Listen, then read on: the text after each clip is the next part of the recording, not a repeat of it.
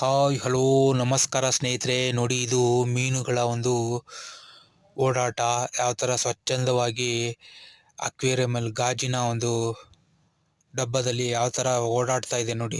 ಇದು ಸೇಲ್ಗಿರುವಂತಹ ಮೀನುಗಳು, ಭಾಳ ಕಲರ್ಫುಲ್ ಮೀನುಗಳು ನೋಡಿ. ಇದನ್ನು ಭಾಳ ಅದ್ಭುತವಾಗಿ ಸಾಕಿದ್ದಾರೆ.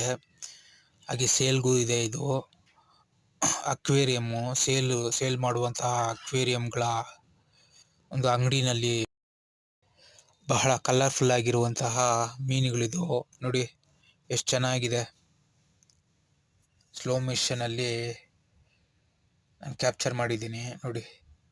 ಪ್ಲೀಸ್ ಸಬ್ಸ್ಕ್ರೈಬ್ ಮೈ ಚಾನಲ್ ಅನು ದಿನಚರಿ. Thanks for watching.